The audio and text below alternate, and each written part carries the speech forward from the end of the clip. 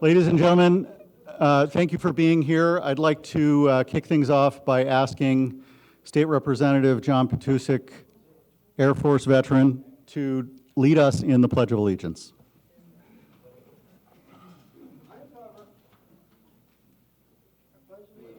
To the flag of the United States of America and to the republic for which it stands, one nation, under God, indivisible, with liberty and justice for all. Thank you. So I'd like to begin by welcoming all of you. Welcome to the New Hampshire Institute of Politics. Welcome on behalf of the 603 Alliance, which is holding this event. I want to begin by providing a little bit of background. This event was initially conceived as a debate.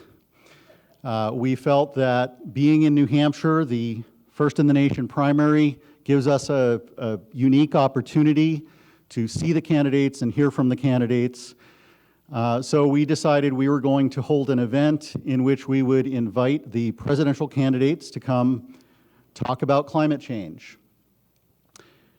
So we invited all of the presidential candidates who are polling at 1% or higher. There were about 8 or 10 of those, I think. Several of them declined politely. Several of them did not respond. We also invited Alexandria Ocasio-Cortez. That invitation was hand-delivered by one of our congressional representatives, Annie Kuster. We did not hear a response. And that didn't surprise us terribly, that these folks were busy and have a lot to do.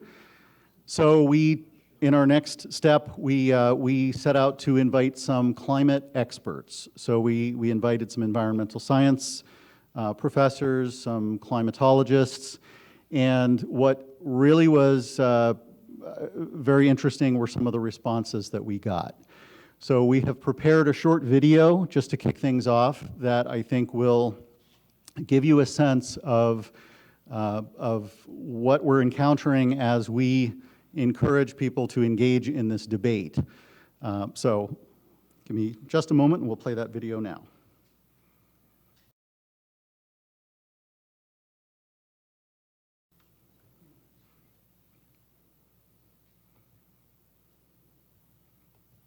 My mom worries.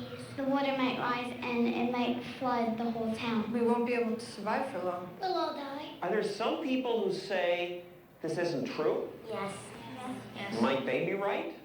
No. How do you know they're not right? Well, because the earth is getting hotter. In the spring of 2019, floodwaters devastated America's farmlands. This is, and for the record books, this topped all the records. It's just the latest in a series of record-breaking storms in a region that has seen extreme temperatures, snowfall, and rain.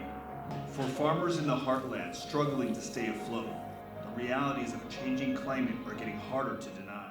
Every single event is being used like this. It's going to continue to be used. And I'll tell you why. Because people don't know what happened before in the weather. If you don't know what happened before, they will say you've got to stand for something, you'll fall for anything. You'll fall for this stuff. And a lot of people say, this is the worst thing I've ever seen. The world is going to end in 12 years if we don't address climate change.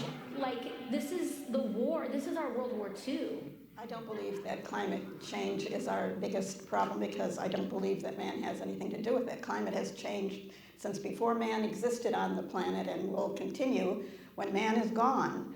As a professional climate scientist who's done this for 50 years, I'm afraid you're not correct. The climate evidence is very, very clear. And probably the clearest evidence of all comes from ancient records where we can actually see what the planet was like before humans were involved. This is why climate scientists, 99% on almost every study of climate scientists, shows that we're as unanimous as the scientific community ever gets.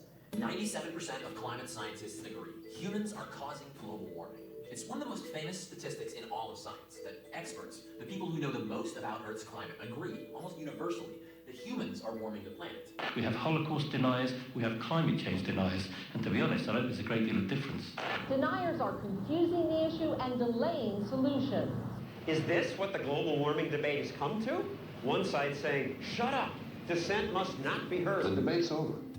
The debate's over. Lots of good scientists don't agree that it's mostly our fault, and don't agree that it's going to be a catastrophe.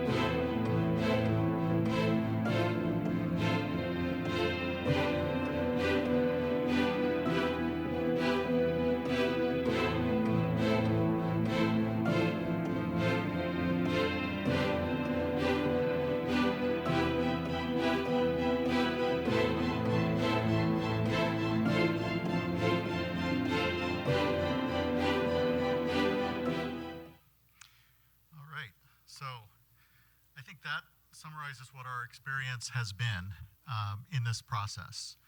So we genuinely did set out to have a fair and even-handed debate on climate change. And so this is pretty indicative of the responses that we got. We did get one person, gentleman from the Citizens Climate Lobby here in New Hampshire, who said that he would agree to voice that side of the argument. He also acknowledged that he was not really an expert on the same level that some of these other responses are. So rather than having two against one, where one is really doesn't feel like he has the expertise to engage in that debate, we adjusted the format, and we have two great speakers. And to introduce them, I'd like to ask Diane Bitter to come up to the lectern.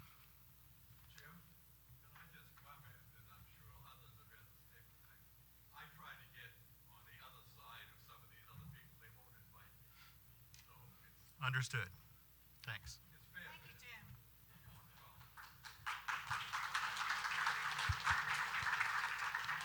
Thank you all for coming tonight. This is a wonderful crowd, and it's so great to see all of you here tonight. And I have the honor and the pleasure to introduce our two very distinguished guests tonight who are going to be speaking to you about their experiences.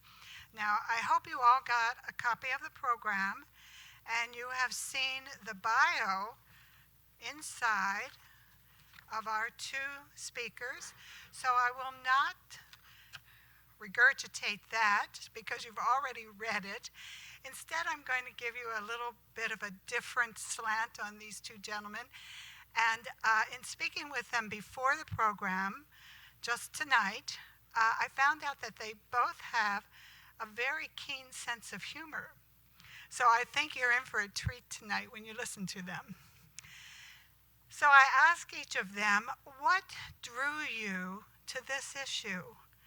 What was it that prompted you to investigate this process and to come up with your conclusions? How did that develop? Well, Lord Monckton had an interesting story, and I hope I get it straight. In 2006, he was called by an entrepreneur, a businessman, who called him into his office and said, you know, we're hearing so much about this green aspect of life and our culture, and we're in serious trouble, they tell us. And so we want to find out if this is going to affect our business. How serious is this? And we want you to do a study. And so he said, well, okay. And then they asked him, well, where do you stand on this subject? Do you believe that there is global warming and that man's responsible or partially responsible? And he said, well, I think it might be true, but I'd have to investigate it. I'd have to check it out. So they said, well, we want you to do that. And so he went off and he did his study, and he came back with an 80-page study, which they read. And in the process of his research, he had completely changed his mind. And so he then presented his report, and they said to him, well, you know, we had 12 people doing this same research, and you're the only one who came back with this decision. Everybody else was on their same page that, yes, this is indeed caused by man. But we want you to work with us because you're the only one who actually, we think, told the truth. And I may have embellished that a little bit, but that was his story, and I found that very interesting. When I asked a doctor or Mr. Bastardi how he came about this, he had a very simple explanation. It was a quote from his father, something his father taught him years ago, and I'm probably not going to get it exactly right, but I believe it goes something like this: the foundations for our beliefs today are based on yesterday's findings and prepare us for the future. I thought that was very profound. And so it is my distinct pleasure to welcome our two speakers. Please come on up to the stage, Lord Monckton and Mr. Bastardi.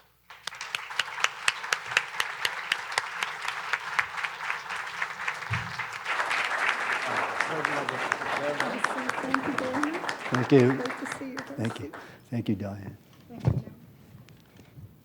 Thank you, Diane. So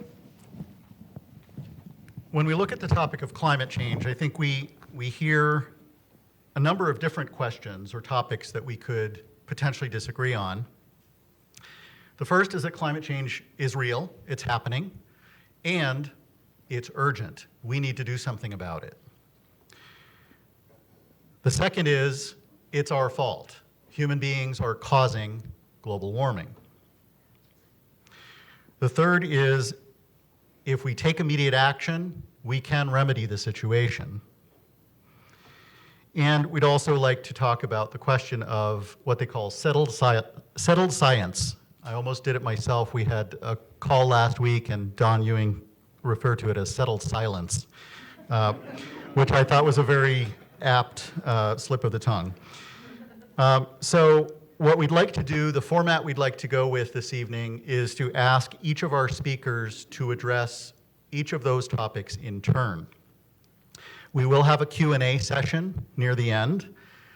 We expect a lot of the same questions, a lot of repeat questions, so we would ask you that if you have a question, that you write it on one of the cards that was provided. We will have a kind of a short break and some announcements later in the program, and that will be your opportunity to hand those in. So you can write down your questions now, hold on to that card. If you don't have a card at that time, we'll give you an opportunity to raise your hand and we can get a card to you.